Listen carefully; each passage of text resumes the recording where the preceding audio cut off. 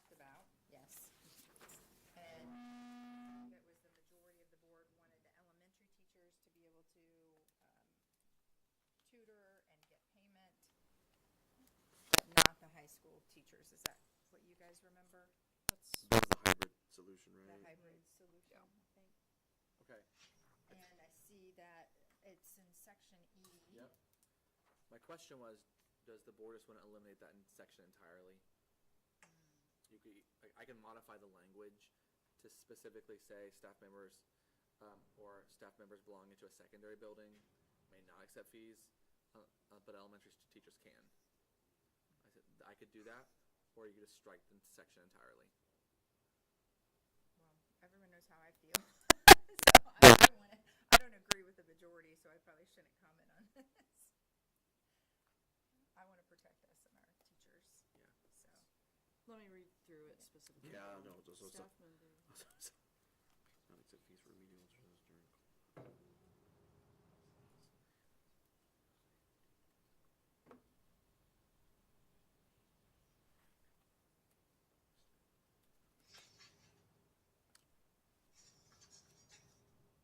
I'm not seeing the delineation between elementary and upper. he's saying to add that He's to saying to E add that. or to remove E. He will. Right.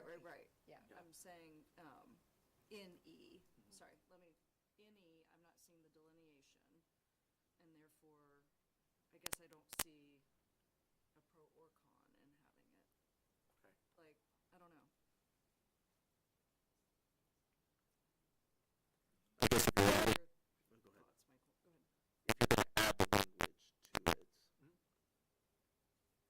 and I'm just thinking out loud here, then that kind of sets, I mean, that then puts that on you guys, obviously, elementary and secondary, to explain the situation on why you chose to go that way. What are your, I guess, leaning on you, what are your thoughts on that? I want to give students every opportunity to fill in the gaps that they're missing, right? And so if we have parents who are willing to seek out that support for their student, I think that if their current teacher is willing to give them that tutoring, they know that student the best, right? They work with them each day. They know where they're struggling, what their strengths and weaknesses are, and in some situations have already developed a relationship. It could be a previous teacher as well. So I think that allowing the teachers to support the students to increase, the areas where they need to increase. I mean, I could see that being a pro because from my standpoint, and I guess I'm speaking because Jenny was a principal, and to see the elementary school teachers, it's a different, elementary is a different beast. And when I look at that realm, I think that's where we can build a foundation for increased test scores, increased reading, increased math. And if we allow our teachers to go outside the box and improve those, I think we can see. I mean, I don't know how long it would take, but I think it would definitely see an increase in our test scores. I mean, in a nutshell, the point being is I don't want to lose kids. I want to gain kids. And if we're offering a service that can help those kids come in and stay with Richmond Community Schools, I think it's a plus. Sure. And secondary level too, I can see, if there's a student who's struggling in an algebra class and they've made a great relationship with the teacher and the teacher's willing to give them some additional support and Do you see that, Sam, or what are your thoughts on it being a that? benefit for students rather than. Yeah, definitely. I mean, you wouldn't want your biology teacher tutoring a kid in algebra when you have an algebra teacher who's willing to do it. It's Right. kind of so. I don't know how often that happens. Yeah, I don't But either. and the paying part of it, I don't know. Like that's the thing, giving the teachers the ability to charge. Some would just do it, right? If they build, you speak to relationships of kids. If I see a kid struggling in my class, so. I mean, should we limit the pay amount so that it's same across the board? I mean, that's my thought process. Because I mean, hell, I could charge you $50, but then another person I'm going to charge you $20. I could see that being a problem. I think we'd have to ask Attorney Cross if we can limit the charging of a teacher on their own time. If we can limit. I think you can try, but I don't think, Yeah. I think that's Policing that. the subject. That's the whole crux of the whole thing. I'd rather not get into that, to be perfectly honest. Yeah. Okay, but what I am hearing is that both of you, as our assistant superintendents, are feeling like you would like to be able to allow the teachers to tutor the students, And charge for it. and charge for it. So it sounds Okay. like eliminating E. That's my would be first- what you guys would Yeah. recommend. That way we're not alienating high school teachers Yeah, who right, right, yeah. maybe only one chemistry tutor Right. would possibly be the only teacher. Okay. And I think it's hard to determine, right, where if the gaps are occurring from that teacher's classroom, right? Or if I'm a student who just naturally might struggle in one subject area or another and I need additional support, I think it's hard to determine if that gap is coming from the lack of tier one instruction in the classroom or other factors, so. I just So want to make it's a sure. win. Yeah, I I want to just just call out, I think the concern I have would be a very limited concern. I don't know. That your table's gonna fall? Is that a concern? No. It'll be fine. Look, I'm good. Faulty furniture. I think if a parent or guardian were to come to us and say, you failed my child as the teacher and now you're trying to charge me for a service, that'd be a very narrow, very limited concern potentially. But I think if we have drawn up some, I mean, I don't think that would be a problem, really. And Because we're- we now have free or low-cost options for tutoring Yeah. kids as well. So they don't have to, while a parent could say that, like, you don't have to Choice. pay It's 20. choice. Choice. Choice. It's choice. Absolutely. And- It's kind of, it already happens in athletics, right? Like, we have coaches who people pay. That's the point, right, yes. pay for There you go. tennis lessons from, or pay to That's play right, on, you got that. right, a travel soccer team, or to play on a baseball, you know what I mean, that are led by our coaches or assistant coaches. So it kind of already happens in athletics, so I think it's, I think the consensus is just take E out. Okay. And the only other thing I thought is the first sentence, the school board directs the superintendent to promulgate. Like, well, I had to look up that word. Did you say communicate? I mean, I could, Discuss. use context clues and Use a figure different it out, synonym. But I was Funny like, you why say do that. I'm we waiting have on a that? We definition want people to be able to myself, read alright. and understand I our. also Googled that word. Okay, I Googled that. I was like, first of all, I had to figure out how to wait, pronounce it definition correctly. from HR myself, I Okay. don't know what. Okay. Great. Okay. The policies, right now. Do you want to promulgate with me? I want to make sure everyone knows what D says, is that Yes. staff members during the work day Oh, yeah. may not accept fees for tutoring. I mean, Yes. that's Yes. Right, I think that's, That's a double That's, dip. yeah. Yeah. Right. It makes total sense. Makes sense. Okay, great. So then you'll have defined work hours, correct? define work hours in what term? Well, I mean, During Like, the normal. I don't know if would it be better defined as contract? contracted hours. Contract Or during hours, I don't billing know if that hours, would- wherever the billing Yeah, hours because are. I think if you got to be specific on that personally. Is that, I mean, the regular teacher's contract has an expectation of the length of the school day for the teachers to be working. I think that's all you need to worry about. I don't want to, The schedules will vary. and Ron, you can tell me if I'm wrong, I don't want to promote a solution in search of a problem. okay. Right now, this is a revision of the policy that's way more lenient than the old policy was, so this is a huge step in a different direction. So I think we'll see, kind of monitor See how it goes and Yeah. then maybe adjust as we go. I agree. Okay, Great. that's fair. Next, let's look at policy 0144.1, compensation. Okay. And I believe that this one came back because it came to the board for approval, but only had section, Yep. A in it? No, only had section B in it, so this, we wanted to see the whole thing to make sure we were approving not section B as the new policy, but everything with changes to section B and a resolution. Yep. So this policy just says that we know that Indiana code now allows for school board members to receive an annual stipend not to exceed 10% of lowest starting salary, which would be approximately 46. Yeah. $100. Yep. And then, so that will be added, but it also then we will have a resolution that says, for this year, we're taking 2,000. Yeah. Which would be less than half than what would be allowed by Indiana code. Yeah, and it demonstrates that the board is staying exactly where they have been. There's no increase, there's no change, it's exactly what it has been. It also leaves it open to future boards if they want to, Yep. you know, increase to follow Indiana code, they could. Absolutely. So in the policy, what I did is I did exactly that. I modified section B. And I also added section G, which was some of the guideline. And that was one of the questions I had for the board today, is do you want section G to be an administrative guideline, or do you want it in the policy? Section G. Yes, it's an add-on from the proposed Neola policy. It talks about reimbursements and basically you have 30 days to do a reimbursement, something like that. So I would prefer it to be in the policy because board members don't necessarily have like administrative guidelines that are associated with us. Yep. Does We're that make separate. sense? Yeah, absolutely. Yeah, so I think that would be consistent with how we practice. I agree. And the policy, like the 30-day reimbursement, it aligns with district policy already. Yeah. It's fine. So as long as you're okay with that, I will leave as is with the resolution. Great. Fine. Perfect. Any other comments or questions on this section? Good with that one. Okay, we'll move on to policy 6320, which is purchasing. And this is a policy that only applies to purchases that aren't paid by federal funds. And this basically, I think that, from my understanding from reading it, is saying that we can use our own workforce, people we already employ to do projects that are estimated to be less than $375,000, without putting it out to ask, you know, other companies to give us proposals, that we can use our own people.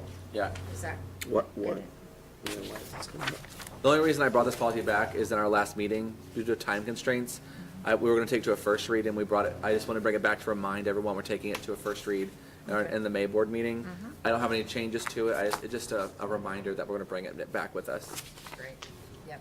So this has come before us before, and we've already discussed just that biggest change, which is that now we can, which wasn't in the policy before, that says our own people that we've hired already. So it could be our construction crew or our custodians or whoever it is that we have can do projects for us.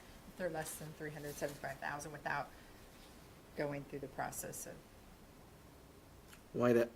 people. Just throwing this out there. Why $375,000? I mean, sounds specific. It is. It's set in Indiana code. Okay. That's what I need to know. Yeah, that's where Okay. it comes from.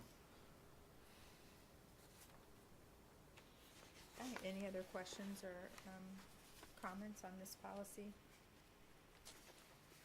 So it will come to first reading, and I guess just to establish, the other two will also go for readings. I can't remember what state they're in, I think, but they will come before the board. yeah. Yeah, okay. Okay, next is policy 7440.01, which is the electronic monitoring and recording. And we also received a photo of some of the signage that may be used for the monitoring of some of our facilities. Yeah, so I had gone around, I'd traveled a little bit, and I actually saw some signage posted when I was traveling. And I got some pictures or some potential samples of what signage can look like. The policy does tell us that we need to post a notice in area where the smart sensor monitoring equipment's in use. So when there's video surveillance in use, we post a notice where we're recording. So I would, we could use some of the samples I brought, or we could look at different options. These are just examples of what it could look like.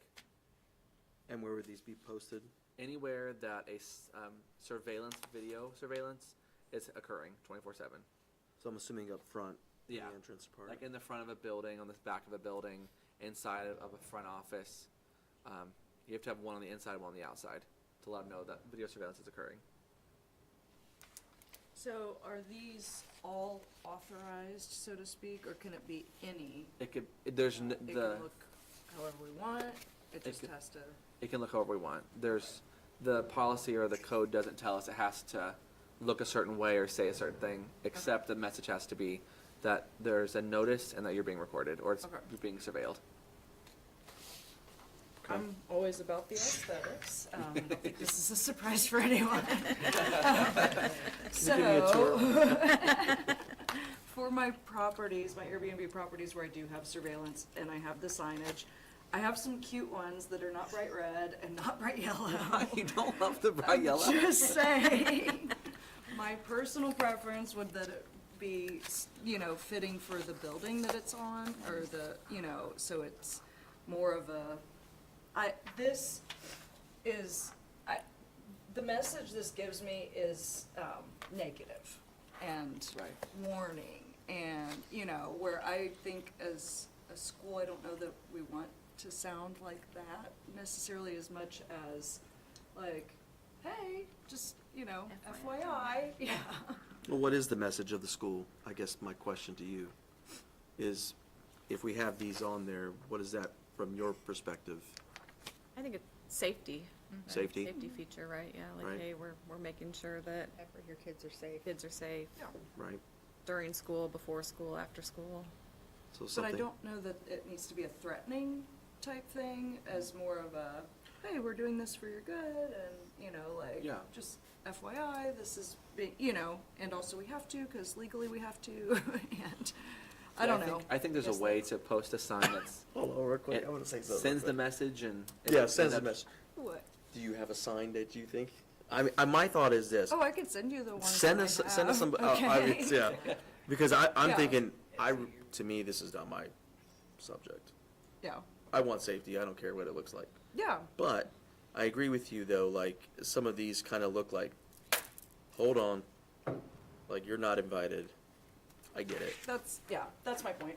Yeah, I is get it. I would like it to be a little more like, hey, we're trying to keep people safe, but we're also doing it in a kind, friendly way. and Inviting we're yet not- informative. Yes, exactly. I get it. Anyway, yeah, I'd be happy to send you examples. I would love that. So we're gonna move that to first, sorry. Yeah, I would think this would go on to first reading, Mhm. because regardless of what sign is decided, the policy stands. Okay, where- yeah, we're, Yep. yeah.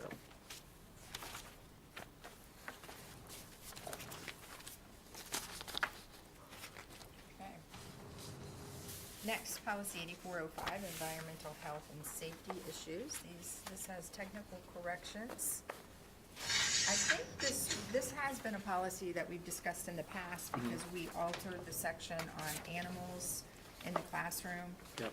to obviously allow that, but also have some oversight from the building level administrator on that. And I remember that discussion. Do you know why this came back? I was bringing it back because I made sure I modified the animals in the classroom language Oh, to yes. say that unless it's approved by a building level administrator for a longer period of time than what it suggests as a semester. Oh, yes. And then to make sure the board was aware, under the note that the section that can be incorporated into an administrative guideline, we modified that section. It's about indoor air quality. That section would be included in an AG upon the passage of this policy. Oh, okay. And other than that, I have no suggestions or changes. It was just to make sure you guys knew that we modified that sentence and we moved that section to an AG. Good with all that. Which, I think that was the feedback I received the first time I brought it, was just move it. Yes. Yeah, I'm good with that. Okay, any other questions or comments? Great. Policy 8500, the food service program. I know that this is a new policy, and it came before this group in the past, and it had so many sections to choose, and we weren't sure, so I think Karen and the food service went through this and helped us with the options, because it's a long policy. It is recommended that we have, we've never had a policy on food service program.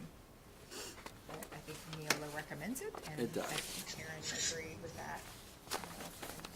So, Yeah, I sent this to Chartwell's, and Chartwell's was like, this is a really long policy.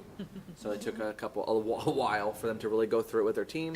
And every recommendation in here is from Chartwell's and from Karen. They worked together and got it back to me. So as it is written, I don't have any more recommendations unless the board would like to tweak it. But this is on the recommendation of Chartwell's and their team and Karen.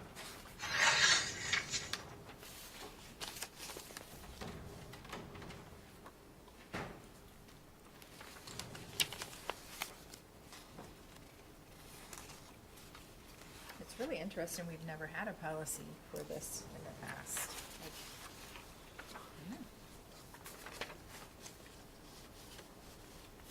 Yeah, especially, I mean, food service is a big part of what we offer, you Yep. know?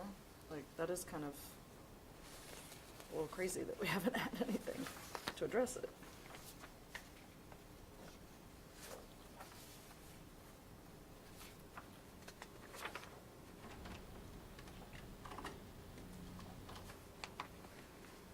So I guess the Well, I question don't- is, do we well- wanna consider this policy, or do we wanna leave it off? And are we good with the recommendations? I did have one question. The $10, what, is that what has been our threshold in the past, or was that something new? If a student withdraws, the meal charges section, if a student withdraws or graduates and has a positive balance of less than $10, the balance may be receipted into the school lunch fund. And then if it's greater than $10, the parents shall be notified by mail. They have 30 days to respond. $10. I don't Mm. remember. Okay, I just didn't know if that was our current practice or And if that's it a was great like, question. we've gotta come up with Yeah, something. yeah, and that's Right what we do. now, all of our kids receive free lunch. Everyone Right. does for breakfast. That's what I, But I'm, That's through a grant, like that's through a federal grant. If that grant were to change, this policy would be needed. Like right now, some of the sections aren't. Like, if a student has a lunch balance, none of them do at this point. But if to $10, if they have a balance of positively $10, right now they're saying they just put that money back into the fund. But if it's more than $10, they notify the parent like, hey, you need to come get your money, kind of thing. so nobody Students has probably any have charges, snacks, cause I don't thought they? they got snacks and like, if you Yeah. wanted, Extra? Yeah, they extra. can purchase, yes. Okay. Okay, so They- they may, So there probably are still- students who have. yeah. At So least do I we know how know, long like, the I grant is? did, my kids did, even though it was free for everyone because of snacks. It is my understanding that when it comes to like the extra snack things, you can't purchase those with like credit. Okay. That's a cash only kind of transaction. Oh. You have to load money to your Okay. account. Okay. how long is the grant for? The food service grant, I think Mhm. it's from the USDA. It's done yearly. Done yearly. Certified yearly. So at any time, they can just say, I would. That's the nature of kind of grants. I don't think it's going away for a while, but I can't speak to what the USDA will do. I'm just, yeah, I feel like if we've done the work to put the policy together, and it's possible, let's go ahead and keep it. Yeah. I agree. I'm good I'm with I it. guess, glad that would this, Chartwell's would this looked at change it. if we moved out of Chartwell's? Would this, I guess that's my question.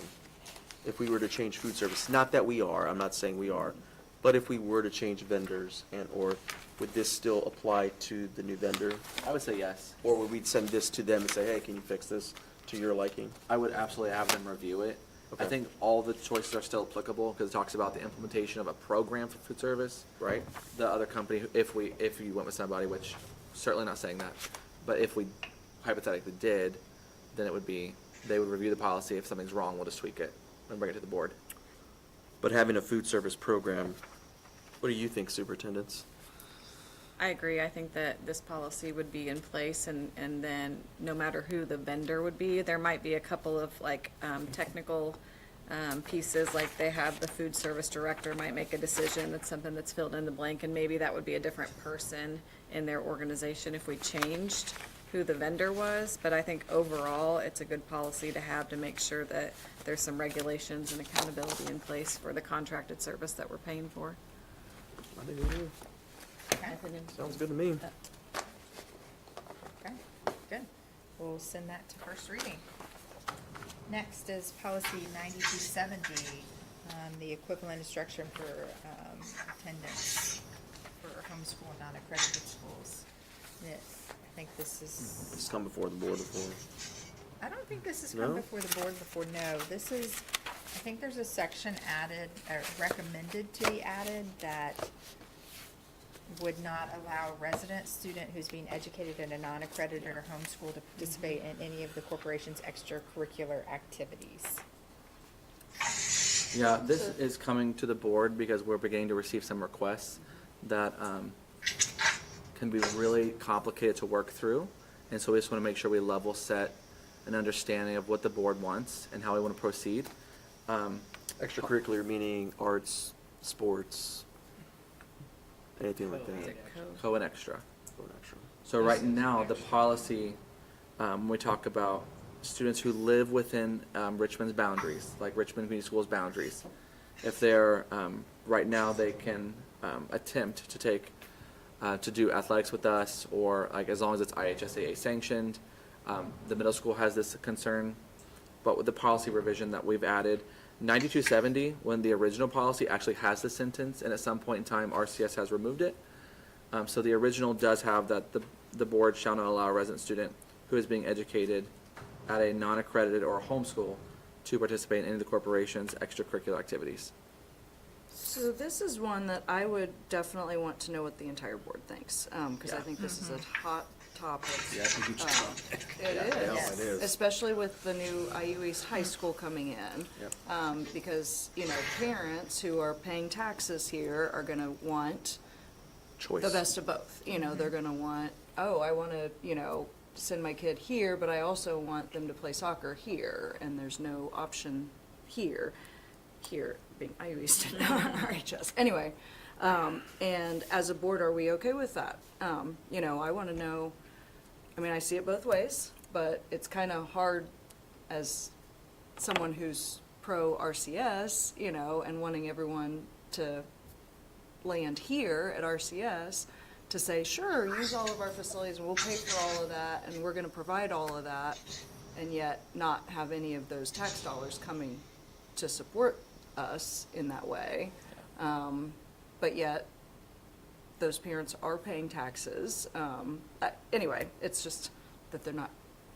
Sam, do you want to speak to the Yes. middle or high school implications of some of the requests we've received, or some of the concerns where, like, the policy, the why we're bringing them for the recommendation? It has, because of the rise in virtual options for families now, that's probably why it is more of an issue is resurfacing, because Okay. it's not just athletics. A student who is choosing a virtual option or to be homeschooled might want to be an art orchestra, or might want to participate in band in certain places. And so the IHSAA has guidelines and rules for high school athletics that kind of could help guide policy, and most places do that. Where it gets muddied now is at the middle school level, you just implement those same criteria and guidelines for middle school kids versus high school kids where it comes to athletics. So Yeah, this has been a hot topic since God knows when I moved back here in 2012, and I will say that, and I guess I'm where Nicole's at. A part of me feels that if we can get them to come to our extracurricular activities from a middle school standpoint, then they'll make the jump to Richmond High School. That's never guaranteed. We can't, Do we have any Yeah. data on that, Sam? that the kids actually enroll. Yeah. I don't know if we've had kids. I don't know the names. We'd have to figure out if there were kids participating, because sometimes that's the other piece for us, is that if a coach doesn't disclose to the athletic department that they have a or if a coach, right, if you have a parent coach or a lay coach of a middle school program and a kid shows up to play and seems to know some of the kids on the team, might profess, yes, I go to Dennis, I know these guys, and doesn't even question it, suits them up, lets them play the entire season, but doesn't necessarily. So the communication piece we got to make real sure gets to, from A to B as well, to make sure we're not, innocently allowing something that breaks a policy to kind of happen. So that's the other guidance that I would want to make sure I have in place for the athletic department, is to make sure what those lines of communications are, and how those rosters are established, and how that's double checked through principals, and how that's, Isn't one check that we have in place, like, through the physicals, though, like, whenever they have to submit? Yeah, should they turn that in? If you have a physical turned in, I don't know how, how closely we look, or what school they attend, or I don't even know if that puts that on there. Is it and the only reason why I'm bringing this up Parent too, writes what school is on there, so, right, okay. so it's, as I remember back, and if I'm not mistaken, and tell me if I'm wrong, but between 2014 and 2016, very hot topic was there was a lot of Seton football players that played hub football, if I recall, and it was an opportunity for Richmond to say, hey, there is a group of kids that want to go to Richmond Community Schools, but they go to Seton, if I remember that correctly, and then some of them went to Centerville and some of them went to Richmond. It was a big hot topic, and that was at the middle school level, but it never guaranteed if we allowed them to play sports and or extracurricular activities, they would come to Richmond Community Schools. And if I remember, the board struck that down, that they couldn't come. I think so. Right now, I believe at the middle school level, if they want to participate, there's an AG to follow, but they have to request, and there's a review done of how it, like, if they want to take a band class with us, right? If they want to join like a middle school band, they'd have to transport themselves, obviously. But there's a review done, and can they fit in the classroom? Does this make sense? What are the impacts across the building? And if no, then they can't take the class. Like, we have the administration reserves the right to say no. But when it comes to athletics, I don't know that the practice exists. That's a hard subject, man. I mean, so I will tell you. I will tell you my opinion. I'm just gonna say it out loud. Anytime that I can get a Richmond parent or kid to come to our facilities and or have extracurricular activities with us, it gives us a leg up to get them in our door to make the move to Richmond Community Schools. The part of me that kills me is that we're not receiving that money from a tuition standpoint. I guess that's, I hate to be business about it, but isn't there some way that we can require, because they're choosing to come to our, is it a possibility, and or it's maybe get half that money from a tuition standpoint? No, it's just all or nothing, right? Is it? I don't know. I don't know about the funding side of things, because I've seen something about a 1/7 FTE if you do only one class at the high school. So I don't know that. I do know there's an AG floating out there in our policy that says half-time enrolled. At some point, the district decided to have them half-time enrolled, and maybe that's your point, is I can get half, and half go to us and half go to. I mean, I would be, if that happened, I would be like, sign me up, done deal. The IHSAA does not allow you to be enrolled in one school and participate at another school if they Right. don't like. Can't go to Richmond and Right, if practice in Seton Centerville. doesn't have a football team, you can't go to Seton High School and play football at Richmond High School, regardless of how many courses you try to enroll or do it. The IHSA doesn't allow that. So again, it's more the middle school folks where there's not an IHSA policy saying they can't do that, but our board policy would dictate whether or not an intermediate Seton student could play football at Richmond Community Schools, Or because golf. the IHSA is Or golf or whatever, yeah. golf or whatever. I'm just using that as an example because, I mean, Seton doesn't have the stuff that we have. And what if we allow them to, for instance, we have an art museum attached to it. We can have, incorporate, they want to be an artist. Or if they want to, become part of our band or orchestra or choir programs, and they're also athletic. I mean, to me, it kills two birds with one stone. I don't know, As a principal, I'll tell you, last year, I took a concern from a parent who said, you're benching my child for someone who doesn't even go here to play. I choose to go to school here. I attend, and you're going to bench my child and let the kid from wherever else play. mm-hmm. I was like, yeah, that's what's been done, yeah.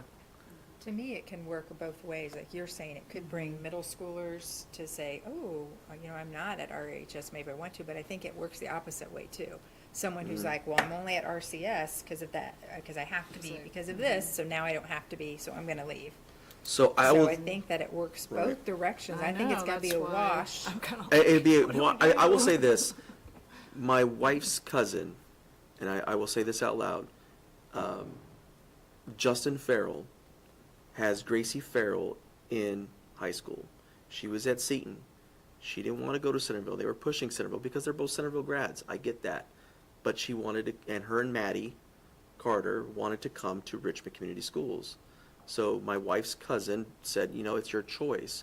She chose Richmond because of the gymnastics, the cheerleading, the academics. So if we're, I guess my point is, if we have a director of marketing and or business going out there trying to market what we do and how we do that, then I think it would work in the benefit of Richmond Community Schools versus being in a wash. I'm just trying to be proactive and think outside the box to where if we have somebody dedicated to that, going out to the business, going out there, because you guys can't do it all. There's so many expectations. But if you have somebody that reports to you and has the data, hey, look what we're doing, this is how we're doing it, then I think you can manage that to the point where we are seeing the results and the fruits of our labor. It's not going to be instant, but it will take time to build, I think. I'm not saying close the door, I'm just saying we need to think about how, because funding's going down, employment's, I mean, we've got to think about how we're going to increase instead of maintain. Just speaking out loud. When you would ask earlier about like data or how do we know, like I only take the phone calls of people who are asking Right. to enroll, right? I don't know how many players on teams are choosing to go other places because they're not, you know, I don't talk to those people, so. Right. It feels like that's happening, but I recognize that I only feel that way because I'm taking the phone calls of the people who are choosing to come to RCS. I don't take the phone calls of the people that are going to other places. And I could speak this out loud. When I was graduating, 1999, Seton High School wasn't even around. It was just middle school. And if I remember correctly, those kids were either choosing Centerville, Northeastern, and or Richmond. So let's just split it up to thirds. We'd get a third of those kids. So if we look at a third of those kids times, what is it now, $9,200 per kid? I mean, to me, it pays for a director of business and marketing. That's Just- a whole nother topic, though. Sorry, I'm just, my point being is, Okay. I just. Yes. When it says a non-accredited, can someone educate me on that? I tried to look that up, because won't IUEs be accredited? So, Like specifically middle school, like RFS is not accredited to my Oh. knowledge. Like they're not a public school. who is? Is RFS accredited? Post school, there used to be, way back when, there used to be an accreditation process. Right. For like, oh gosh, it just jumped out of my head. Cognia, I guess is what it's called now. It used to be some other name, changed names, but where high schools had to be accredited, go through the accreditation process. It's basically an educational audit. Okay. So that your credits, right, were Count toward- counted towards, okay. right? Yeah. But that's kind of gone by the wayside because colleges and universities don't, typically the lower levels were not accredited. Okay. So I think that's added because of that, and plus a lot of the virtual schools and things don't go through any kind of accreditation process. But like, is Seton accredited? Is, If they choose to go through the Yeah, process. I'm not sure, I think. okay, so really this terminology doesn't, it may be antiquated, like we may want to, Maybe just say Alter- non-public school. yes, that's Right. what I'm thinking. I Yeah. don't know. I can have Because- Ron look it over and Yeah. make sure, just review it. I just know in the IHSAA policies, that's the way they determine it as well. That's Or kind just of probably where leave this it. was stolen from. It Yeah, says same age, yeah. Non-accredited or homeschooled students. Yeah. Do you Justin's guys, old what friend. is your opinion on this policy? Sorry. I mean, I'd like to hear, but, I mean, Yeah. do you guys feel like we should allow So- or not, or? Just to be full disclosure Yes. for myself, who has experienced this in my 2 years here. Yes. is, you had said it, I see both sides to that coin, right? So whatever the vision for the district is, that's what we want to help promote as academically, who's someone who oversees like the virtual, because we have our own virtual program now, Right. We have our own virtual school, which may or may not expand, and I have held off on any kind of expansion, kind of waiting on this to come through, because it doesn't seem right if we're allowing outside people, but we wouldn't allow kids in our virtual program to participate, right? Because there has been that, like if we have a virtual school, maybe people would unenroll from Dennis to go virtual, but I can still play football, I can still do all Right. the things. Still get the money. But that doesn't seem fair to a kid who's enrolled in our virtual school Right. if we're allowing, does that make sense? Yes. So, so we would be, directionally, we would be fine either way. The IHSAA is gonna help at the high school level, so that's gonna dictate what Right. can and can't happen there. It's to Mike's point of the lower levels, and do we want to use it as a tool to try to lure families to commit to RCS? I would say Or- yes. And if we do, we wanna make sure I know where that's. you stand. Sorry, no offense. Give you a moment. Go ahead. Settle down, Michael. Let's do it, man. We just want to make sure it's fair across the board. And then we also need to, some other things that have come up as concerns are, I don't know what he's saying. I need to check my. We're talking a lot about athletics, but it's not just I athletics. know, I mean, It's I'm not, okay Think with. about dances, Yes, 8th grade yeah. trip. These are school-based experiences that are co-curricular, but then people will be asking to do. So, continue. Could be. One of the things that comes up is I would want to make sure, because I'm not sure that we are completely covered from a liability standpoint. Right. Okay. You're the insurance guy. That's what I was gonna Let's say we're ask. transporting a student. Yeah. I'm not even sure our insurance company would be okay if we have non-RCS students on Or a other bus that's in a bus accident. So what are we doing? What steps are we taking to protect ourselves? You know, football, for example, I break my leg during the course of a game. Whose insurance? You know what I mean? Like what? He's transported by ambulance. What's happened with those kinds of things? So, And then- making sure we're covered with whatever the direction is. We need to make sure that we're covered and So, go ahead. just going from the insurance standpoint, is that, and if I'm not mistaken, the way Tim has it, is that anybody that's on Richmond Community Schools that is on a field and or participating in an extracurricular activity would be covered. would be covered. Okay. So So if we the have that. language is where I think, you would have to get into the fine weeds of ISO form. To me, it's simplicity. And no adjuster will not cover a student because they don't want the headlines. I just speak that out loud. They don't want Channel 7 coming here. So from if an you issue- want my opinion, Yes.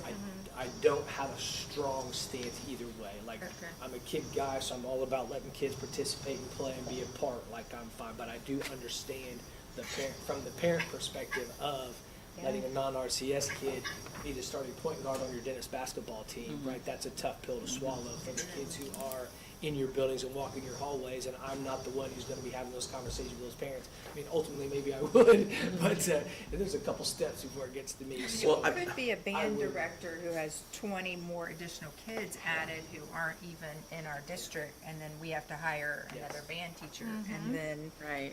and I you mean, gotta have- and this- then I this- get And I the think- solo clarinet, whatever, and I'm not an RCS student, I can't it play can the have, instruments. yeah. And the budget tightening things, yeah, do we have enough instruments to cover? And the it wouldn't kids? be allowed at the high school, that scenario, is that what I'm hearing? In Or, co- no, it could be for band, but not Co-curricular for gets lumped into athletics. extracurricular. Okay. Co-curricular becomes a thing because Yes. it falls straight to the policy. Then Yeah. it's if they're taking one class, right, if I'm then I wanna take, my one class could be band, and then I'm in the band at Richmond High School, and then I may be utilizing some resources and some time and some, leisure class I sizes. would love, I wanna hear your opinion. Yeah. And then I'd like to hear, like, from coaches, the middle school people, middle school parents, I think we need to hear from a broader. Absolutely, But yeah, how do you absolutely. put No, this with- I agree with Sam in terms of what do we want the vision of this policy to do for the district, right? To benefit both the district and the kids who live in our area. I don't think that we've had that vision before, so being able to have that vision, put the policy in place, and then track the data behind it is probably a direction that we need to go once we've gathered all the feedback from all the stakeholders, because I think we can track that data to know if it is positively or negatively impacting what we want. I just don't think that we've done that in the past or had a strong, firm policy to go by to know. I think just hearing from you guys talk about, and I'm hearing this correctly, where the board's vision is and how we track the data. I think, to me, it sounds like, tell me if I'm wrong, is that you're willing to say, let's figure this out together, get the parents, coaches, like we talked about, right? I mean, I'm okay with that. And Mr. Pritchard lives this world more often than I do, right? So he fields more of the phone calls from all the sides of the parents, the administrators, to have that more well-rounded, vision or knowledge more than I do, because I don't, with the grade levels that I work with, we don't have the clubs and the activities that students would want to come to the elementaries to participate in. Because the fear is that if, what was this point when if I take a phone call, I'm just generalizing, middle school level, middle school's hard on everybody, and it's especially hard nowadays if you've got a kid who's going through there, has gone through that, like with social media, with, friendship issues and growing up, that process can be tough, and so, parents can now more easily withdraw to homeschool and have virtual options for some education, but oftentimes their child will still want to be a part of a group or something related to the school.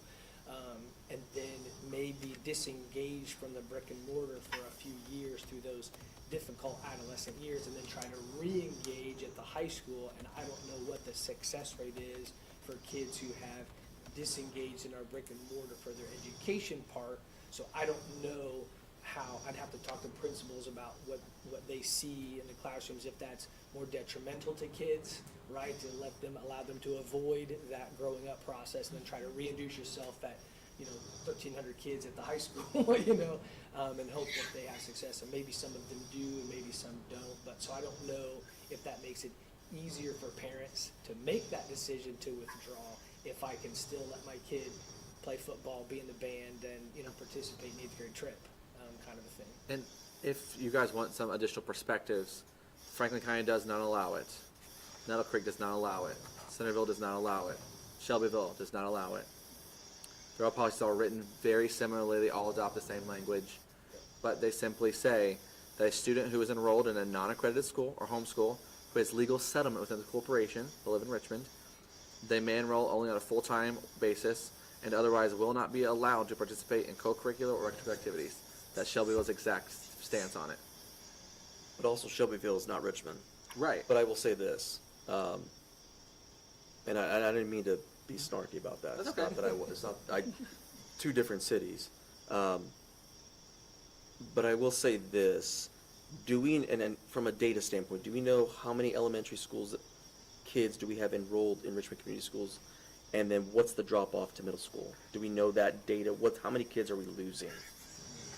We'd have to look. Yeah, that up, we'd have, yeah. yeah. Because We would have that. that to me kind of, I mean, if we're from 1,800, let's say we go down to 1,300, that's a lot of 600 kids. Where are those kids going? Or half of them going to homeschool, or half of them going to Centerville, Northeastern, Seton. I mean, where, why, when, where, how, why are we losing those kids from elementary to middle school is kind of where the data. Yeah, typically the 4th to 5th grade was an area where we would drop off and see that transition of declining enrollment when they would leave their elementary school where they had been for several years. They're Right. changing schools anyway. So we definitely have seen the trend. I don't remember the numbers, but we've looked at that before from the 4th to 5th grade. That might change, moving the 5th grade, when the 5th Back grade down. comes back, right? That might change. And it may look more a 5th to 6th, as they're transitioning out of a building, then parents make a decision on where they are going to send their students. Because I've heard my constituents always say, ever since we moved 5th grade out of the elementary schools, I don't want my 5th grader hanging out with the middle school. I've heard that time and time again. I mean, I'm pretty sure you've heard the same thing. So if we did move 5th grade back down, then that probably would allow us to make the vision decision on this. I'm just speaking.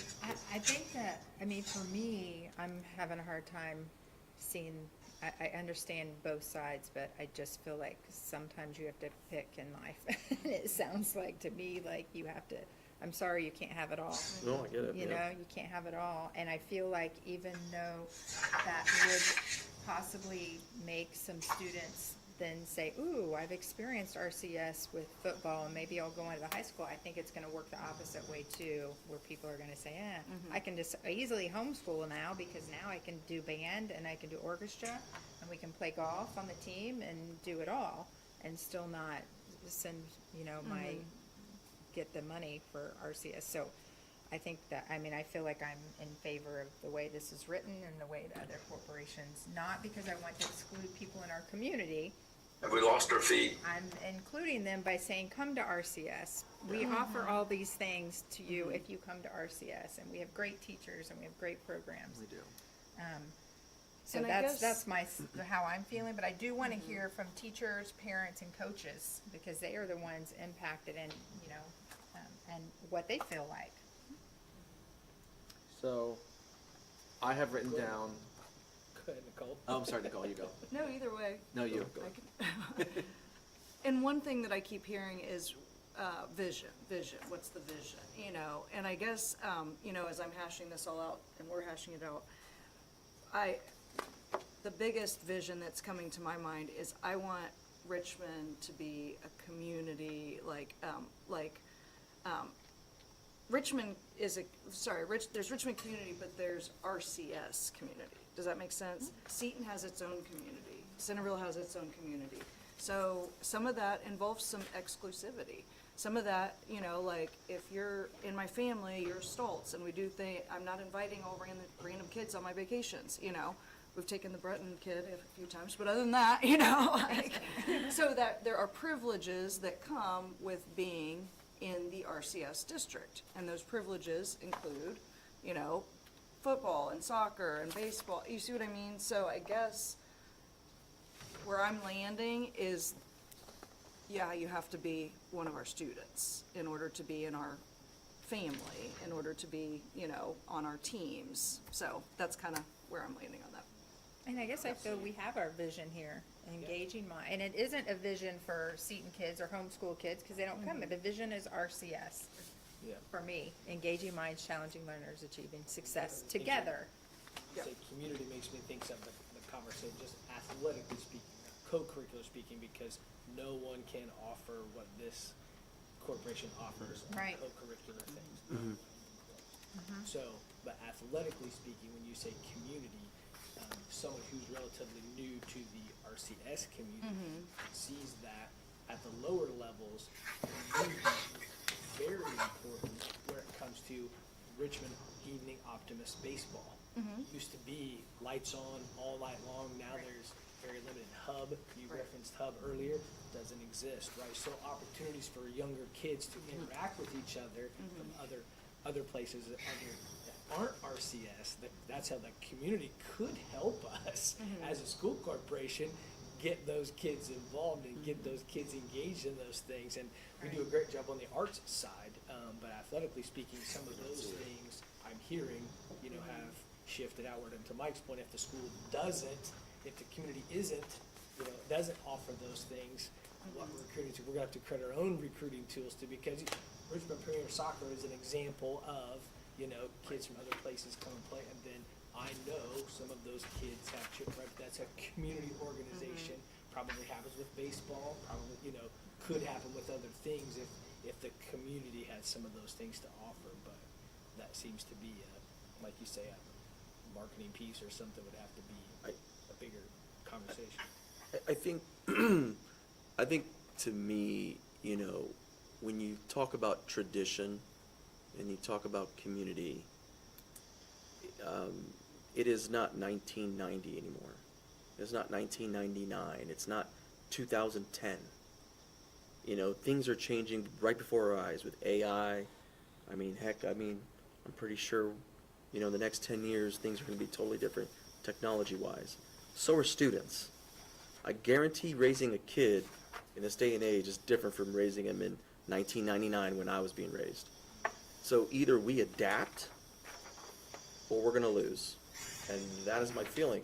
We can be hardliners and say, well, this school corporation and that school corporation, but we have to adapt. We have to allow some people get a taste of what Richmond Community Schools are. And maybe the data allows us to look at that. And that's something that, if we can get, hey, what does that look like? What does that vision look like from, what's the marching orders to you guys to say, okay, here's Pro A, this is what if we continue to do this, or if we went this route, this is what we could see. Could we adjust as we go? I'm an optimist, so I will say that I will always be Richmond Community Schools. I will always believe in what we do, but I also believe that if we don't adapt and change to allow some other kids to enjoy some of these things, then we won't be able to recruit. And really, that's what the boil down is. I've seen, for instance, basketball players jump ship from one year to another, just because they can. That's what the IHSA allows now. Back in the 1990s, we didn't allow that. You had to move out of district to play a sport. And obviously, school choice has adapted to where kids now have a choice. And now, with NIL money coming, that just got approved. Let's just be honest, that just got approved. So we can have a Division I athlete right now making $500,000 playing for Richmond Community Schools. I mean, that's the law. I mean, so either we say, oh, he can't play with us, I don't know, to me, it sounds like we're not adapting if we be hardline, so, that's just my opinion. It sounds like, I did not hear from any other board members. I asked everyone to kind of give if they had strong opinions to let us know ahead, but it sounds like this conversation needs to happen during a board meeting so Yeah. everyone could participate. And then also maybe, I don't know, what do you think is the best way to get, feedback from teachers, parents, and coaches on this issue? I It sounds can- like a middle through the school athletic- issue. It Right. is. It's not a high Because- school Yeah. issue. Because his point, the IHSA kind of dictates that, so Right. it's really the middle school, it's the future kinds of things. Yes. And so I can it's easy to talk to the athletic department and have them reach out to some of the coaches and get a little bit of feedback on. That'd be great, I We think. can do a little bit of, Here. how many do they think are gonna continue, we haven't done enrollment yet for the fall, but how many do they think are gonna continue and how much will? As And far what as- their opinion is on, with that, I wanna know how they feel. I can Allow it ask- or not allow And I can it. reach out to the high school music And department why? and kind of Yes. find out on the co-curricular and see what they Yes. think as far as, is there any fear about stretching resources too thin, Mhm. if we open things up that way. Yeah. Well, the Just- parents is probably, And don't we have Friends Community Schools, or is it Friends right here? Richmond Friends, right? Richmond Friends Schools, Dennis. uh-huh. So they have what, grade K? Just through K to K. 8. K through 8, so where are those kids going, Whichever high school they choose. Mm-hmm. A lot of them end up here, I feel Yeah. like. right? So, Community Christians but the do same they- way, they're K-8. I guess my point being is that in middle school, and I know the facts, because I already know a student that plays and does wrestling, but he goes to Friends, but he participates here. Now he's making the jump to go to Richmond Community Schools. I mean, that's a case study right there. Why? Because they don't have athletics at Friends. But we allow that person to wrestle, and we have in the last 3 years. I don't know. I think Dr. Wright has something he wants to say. Good morning, everyone. Can you hear me? Yep. Good morning. Can everyone hear me? Yep. Yes. Good morning, and I do apologize for not being there in person. Our RHS tech team just did a tremendous job presenting at the pyramids here in Indianapolis, and yet again keeping Richmond High School and Richmond Community Schools on the state map, unlike any other corporation. Mr. El Loriaga just referenced artificial intelligence and other presentation they made on AI. It really exacerbates a lot of what he had alluded to, but what I was wanting to share is that in my community engagement, strategic planning imperative working group, this will be one of our topics of discussion, and I will surely gain scope and gauge the participants of that working group as to their viewpoint. Nicole brought up a point of reference that most superintendents, and as Stephen mentioned, everyone around our county and the majority of schools in our state, their stance and point of reference continues to be that unless we're getting all ADM dollars and they're fully enrolled, they are not as ideal about prospective students taking advantage of the schools of what we have to offer. However, to Michael's point, when you look at what Eastern Hancock schools, Dr. George Philhauer, Indiana University East, and others are doing with the micro schools and, in other words, virtual school platform and setting, there are some opportunities that we've been discussing as a leadership team. We've been discussing with teachers. That virtual footprint is something that we will have to expand to keep up with competition. However, there's a lot of, I think I heard vision mentioned a few times since I've logged on. There's a few visionary perspectives that we'll have to continue to come to grips with. And for example, if we have a strong virtual school, one of the things that school corporations and districts are experiencing is that if they have strong virtual offerings they sometimes lose some of those same students from the brick and mortar in-person experience.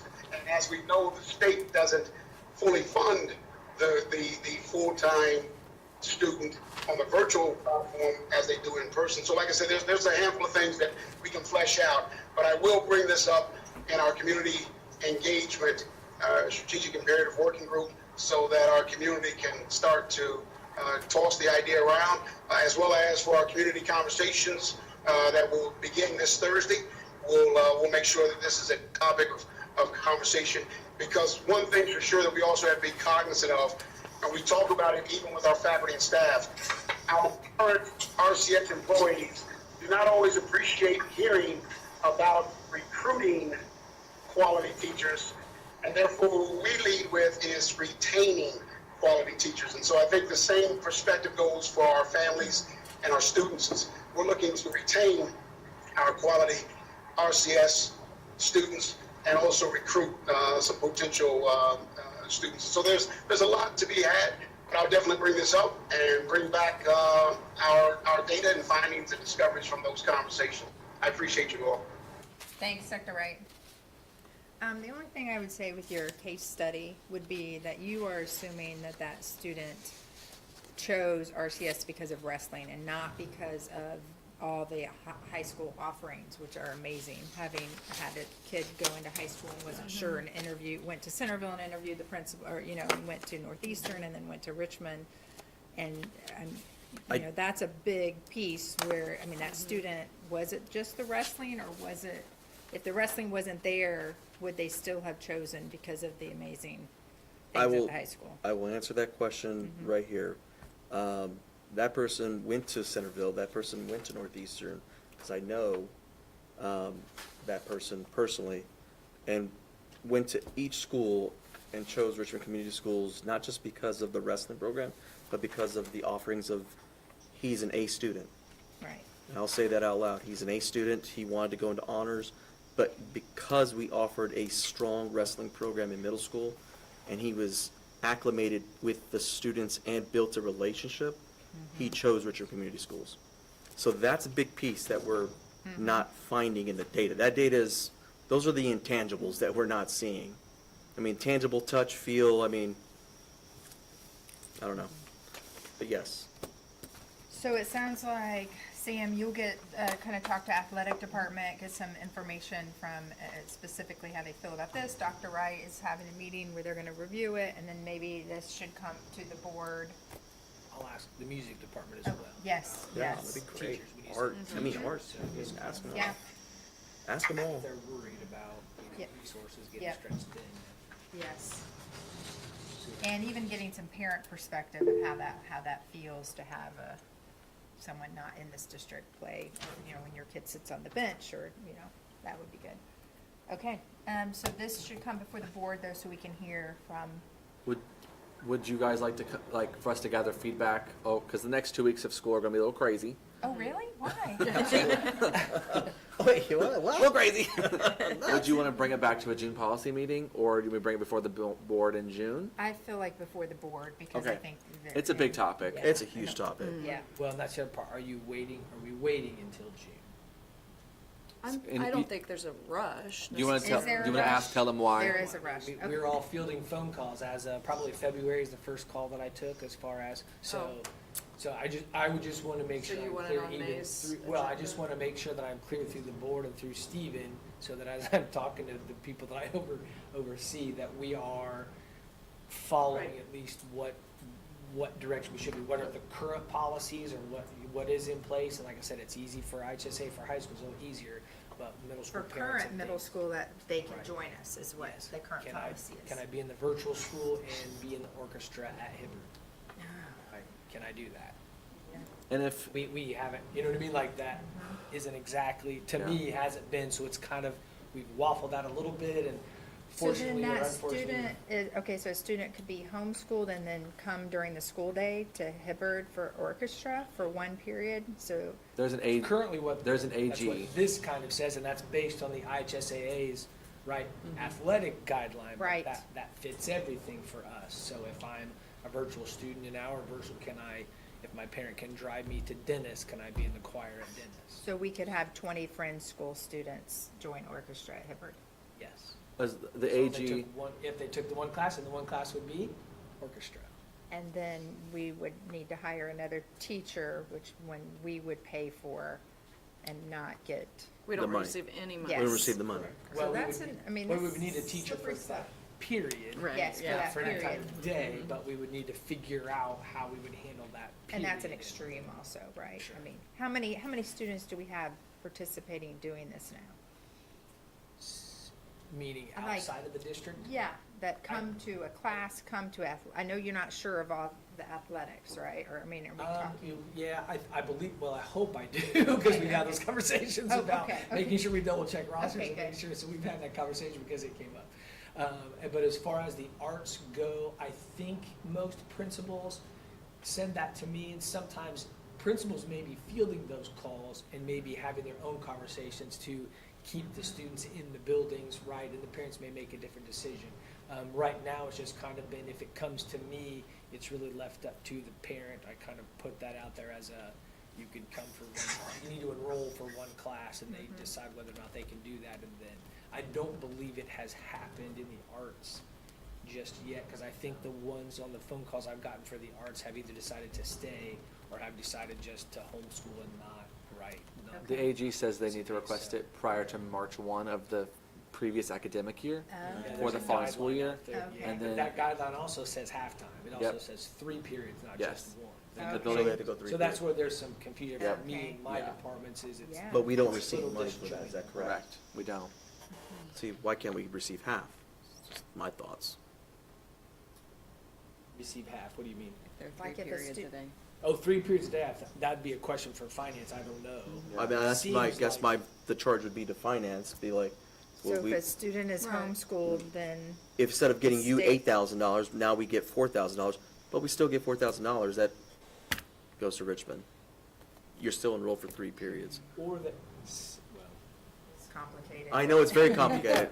someone threw at one point, it might have been Alex Hazelbaker actually, that we have a Richmond area career center in which we have sending schools that pay a Right. portion of Yep. that, right? So. So then it you could work. You could devise a situation where, but then it's, Have can to the have kids whose time. family can afford Right. to pay, right? And then, so it just becomes, Choice? you know, yeah, semantics kind of thing, and however you wanted to structure it. So Sorry, that was something sarcastic. that came up too, because as I was trying to figure out how to Navigate. follow policy, but make sure we were, well, what could this look like? How could that? In the administrative guideline for co-curriculars right now, not only do you have to request it by March 1 of the previous academic year, but the building also has to examine the impacts. If it's not doable, they have the right to say no and decline. Oh, If okay. they can't, if you can't put 40 kids in a single classroom, Oh, yeah, I that's get that part. unreasonable, right? That's, Like, so there is a lever to pull, That's an fair. examination of impacts to staffing and all the things, prior to you just having to say yes. when do the principals meet with their extracurricular to develop a schedule? I guess that's my point, right? Don't they have to develop a schedule? They Extracurricular, do. or Athletics, PE, or how they fit in with Oh, the you mean the. Co-curricular. You're talking co-curricular, about- sorry, Special sorry, schedule. sorry. Yes, they're building those schedules now. Okay, when do We'll they have- usually have to have that done? There's a timeline when they have to have it done, We right? usually try to have them built by the time they walk out the door. I like to, my teachers want to know before they leave on the last day when I'm teaching on the first day. Yeah, So we Okay, like to so- have that done before they leave. Okay, next Friday. so that's why, next Friday. Okay, think so Dr. it Wright, sounds like we're going to wait till June. That's fine. If that, and then that gives you time to gather information too, and then, Make a decision. okay. Okay, we have 15 more minutes for 2 more policies. Can we Dr. add Wright one has thing for something. Dr. Wright, because I'll go through the last two quickly. Yep. Dr. Wright. Hey, I'll be brief. I simply I'd be remiss if I didn't say thank you to Mr. Oloriaga. I believe he acknowledged the fact that we can't do it all, but I wanted to go back to what Kristen said about marketing and promoting all of the offerings that Richmond Community Schools has. We're more than performing arts. We all know that for sure. But what Kristen mentioned and what Michael had also talked about some time ago about marketing and that marketing director position, we've worked with and we're continuing to talk with a few contracting vendors to provide us with ways in which to market our program soon on the website later this week. And board, I'm going to inform everyone via email and text today or tomorrow. But on our website, we're going to be highlighting. We worked with Mayor Oler and the city of Richmond, and we're going to be highlighting a lot of the program offerings that we have, a lot of that community, like Nicole said, that is only unique to Richmond. And you'll see those in the video clips and the public addresses that we have. But point being, that marketing piece is going to continue to be huge. That was something that the Strategic Imperative Working Group, Community Engagement, when we last spoke, they too are excited and interested in sharing that message and telling our own story so that we can get that many more kids in. So we have some things in the hopper. I appreciate you all. Okay, great. Next, we'll look at policy 5120. It looks like 2012 was the last time this was reviewed. Yes. And I don't see an update from Neola, so what's the story? Nope. So this is coming out of the elementary world. As we look to balance students in buildings and put fifth grade back into the elementary buildings, we specifically want to call attention to 5120. The general practice has been that if we want to revise an administrative guideline, we also want to examine the policy also, because the guideline flows from policy. This policy is kind of old. So there's a couple pieces of the policy we definitely want to bring to your attention or think about. And I want to jump down through, there's a paragraph under the ABCD section. The last sentence says, ... other than a school program that serves the attendance area in which student resides, shall be based on academic, safety, or family considerations, and shall not be made solely for participation in extracurricular activities. We want to examine that broad category there, and how we determine that specific area. So it's just we want to bring that to attention. We also want to talk about the next sentence, the absent substantial considerations to the contrary, a student shall be permitted to complete their elementary, middle, and junior high school in the same school. The reason why that matters is at the elementary world, if a student requests a transfer, and then so for example, maybe they are living at Crestdale, and they request a transfer to Charles. They have another student who is at Crestdale. A sibling? Yeah, a sibling. Okay, yep. A sibling that applies for a transfer and is declined, or vice versa. Now you have a parent with two kids in two buildings, and the practice is that are they permitted to complete in the current building? And Elizabeth can speak more to that. Yeah, so there's kind of two issues there. So the policy does not, on our transfer form, we use some criteria for transfers, right?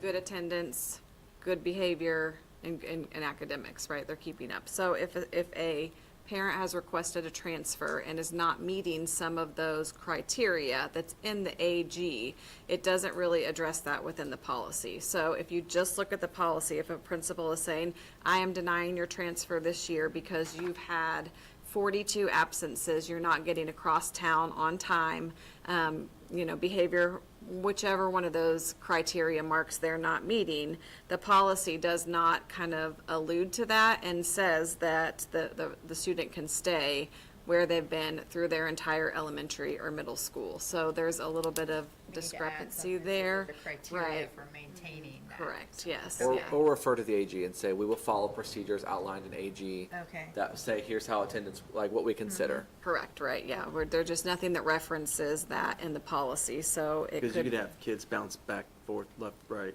Yeah. And I've heard that happens. So you don't have anything currently that you're recommending, you're just saying, we need to tell you which direction to go? No, what I would like, what I would like to do is, I want to revise the AG, Okay, and I want to put the criteria in there, and then reference the AG in that in the sentence. policy. And Okay. say, we will So that follow we the can say, procedures, boom. yep, outlined in AG. I got it. What I don't want That to do sounds good to me. is dramatically overhaul an AG about transfers, which can be a hot button, without the Sounds good to board's me. knowledge, right? Okay, Okay. yeah. I'm fine with appreciate that. Yep, good. And then there's also the next sentence, with consistence with interest of the students and the board. Students living in the same household shall be assigned to the same program. So, because of us not being able to fit all of our homeschool students in our preschools. There's not enough space. We have a lot of students who are going to other open slots for preschool that may not be where they live. So if we have a student enrolled at Westview for preschool, but their homeschool is actually Crestdale, for example, do we want to not approve the transfer for the older elementary student to be able to go to Westview where the preschool student is enrolled, so parents don't have to popcorn around Right. to multiple schools? So there is some of that going on because our preschool is a very popular place right now, which is fabulous, but we don't have enough room to house all of them in homeschool. So that is saying that, students living in the household shall be assigned to the same school or program. So then that kind of principals have to accept that transfer based upon that line of the policy, which is okay. It just overloads some of our class sizes for students that don't live within that boundary line. Do you feel like we should continue with that, or do you feel like that should be, what's your opinion on how to handle that? Because Yeah, so I'm kind of torn in both directions, right? I want to be able to help families out and be able to not have them running across town if the issue kind of is one that we need to look at within the district of, if we're going to offer preschool programming within, we need to have either enough available seats somehow for students to be able to enroll, so that doesn't happen for parents to be able to, sorry, you can't enroll here, now you have to go over, to a different school to enroll. But at the same time, we have to service our students who live within our school boundaries. So it does add some layer of burden to continue to increase class sizes if we allow the students to move on transfer. And, yeah. So it's a twofold problem, right? Like, if we we're resolve the serving families preschool and issue, students. then we probably Right. would, Yes. fine. Well, not to mention, I would guess that that's the root of the problem, first of all, is the preschool issue. And we ideally want them to be at their homeschool anyway. Correct. So it behooves us to address that issue. Exactly, because then what happens is the family's like, oh, I'm here for preschool, I really wanna like it, I've built stay. relationships Yes, here, exactly. and then sometimes it really is not in the best interest of a student if it's a specific student. Crestdale would be a perfect example, right? They have a couple of different preschool programmings there, and so if they are placed at preschool through their IEP, but now we can service them at their home elementary school through that IEP, they've developed those relationships with the teachers and staff at Crestdale, and they struggle to say, I really want to stay here, so. And, okay, in regards to, this is a change of topic, but in regards to like logos and STEAM, how does that work? There's, you have to qualify to Correct. get into logos. Correct, yeah, So- qualify and then be picked for the lottery for STEAM, so Right, there's not an so option to I'm trying transfer. to think of how the policy applies to those two. And if we also move to 2, 6, 7, 8 buildings in 27, 28, this will also come into play for requesting Okay. transfers for those. So it kills, Yeah, that That's- sentence can't be in there, right? Or- Because- or- just like Nicole's saying with, just that's saying, saying like, that how my do kid you- got into STEAM, but my other Sure, kid, now sure. it's saying, guess what? can bypass the lottery for my, So I that, don't- my sibling can go there as well, Yeah. yeah. Instead of saying shall, we could just say may. Okay. Like, especially with elementaries, right. I know the principals are rock stars, and they make every effort to keep families together, like when the relationships are. They do. When we have 6, 7, 8 just buildings laugh at at the middle school level in a year or a couple of years, this will be a factor. Is where are they going? How's that working? The transfers between the middle schools may it come up. I Okay. think a simple So, solution for right now is May. to change to May. Okay, so it sounds like you are going to make some changes to this. Yep. The AG first, and then you're just making us aware, and then you're gonna reference it here, and then you'll change that sentence, and then will you bring that to first reading then? I can, yes. Okay, does that sound good to everyone? Okay. The next policy is policy 5410, and this is, no, I don't have it yet. Promotion, placement, and retention. Yes. Yeah, this policy we just got last Friday from Neola. It's in response to a legal change. So the one that you have printed is not the current policy. We just got this like a few days ago. It's Okay. online. We can get you a printed copy if you want one. One of the big changes comes to it's about retention. Elizabeth, do you want to speak about retention and how the law changed? Sure. So in the old policy, it talks about the district being able to make decisions about retaining students who don't pass iRead in third grade. So the law changed this year where if a student received a good cause exemption, they can move on, which is still the case.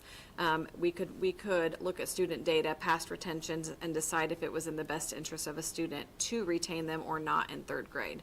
The law now says that a student must be retained in third grade if they don't meet a good cause exemption, if they haven't been retained again, if they're not an English language learner. So we don't have the autonomy to make the decision that we feel like is in the best interest of the student with this new law. They have to be retained in third grade. And so these changes. So these reflect that. changes reflect the new law. Wow.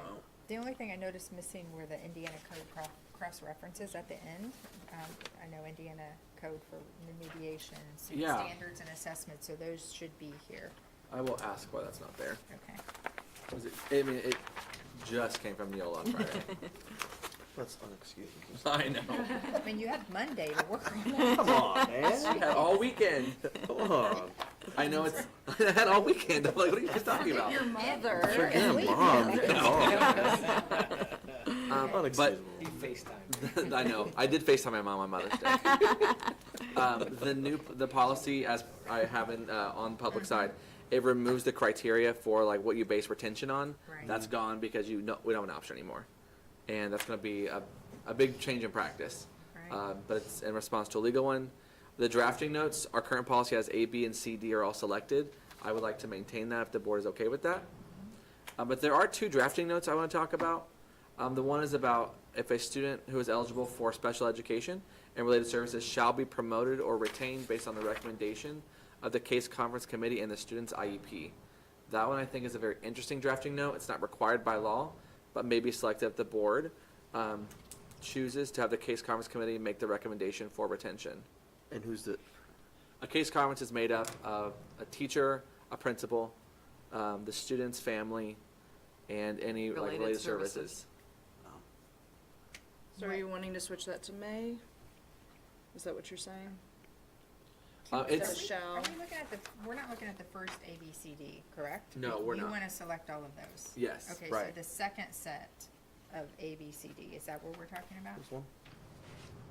I am. I'm sorry. No, you're fine. I am. I'm writing the drafting notes right here. Oh, okay, the middle section. Yep. This one.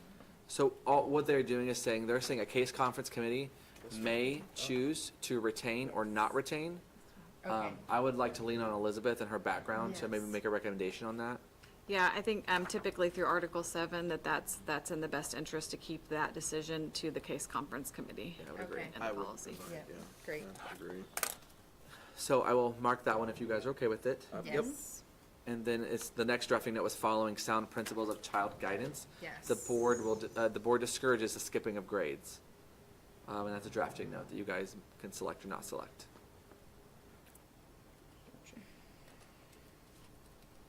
Following sound principles of child guidance, the board, I don't like that sentence at all. It's a very Sorry, interesting Beth. sentence. I don't Yeah, know. I mean, I don't know, high ability, sometimes it's needed.